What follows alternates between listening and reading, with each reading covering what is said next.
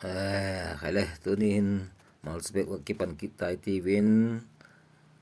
so pite ho malsa doi doi adingin malsa bung thak deu mai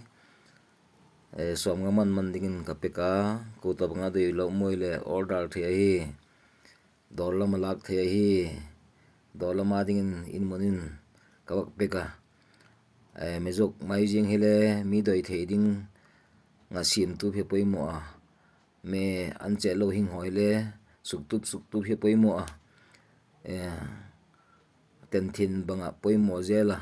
kan phat banga poimo zela sim tup jing nga ya hi jekin jigol da banga chun mal cha sila mal chai ti te hoile suktup dewa alen deu do yauma aneu deu do yaum seko jigol su kisutup zelin tuila zakat man di itile songa man ding atiki to songa man hol om je ko te ki bola he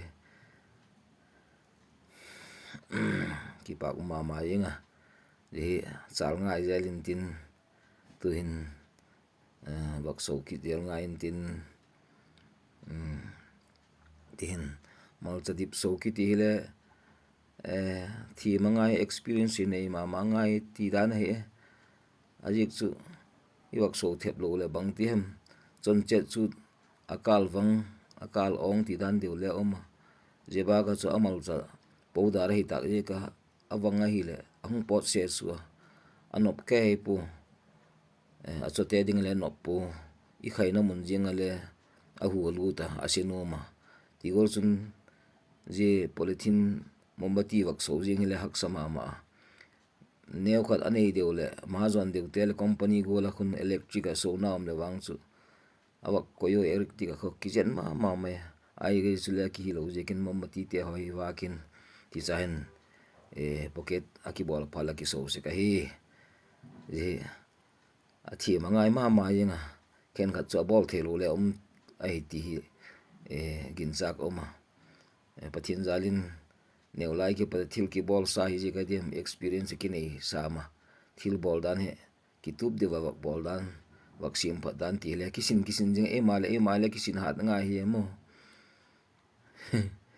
thil mong he anop sa hi abailam sa ti lam sampo tin ka wak so tam pi so ngai he tam pi jekin chanchun bak zo bol tino cholom thoi zo hi pocket a kisim zo ta so en ti mu phala sanawem asan te hi kan lo he je hi avom te bak en leu chun avom mo je ki kang mui te ho he ai le tunia din jigol hin in na se pu chat chun bak zo tin labon an nom chit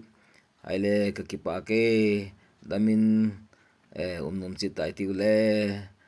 bye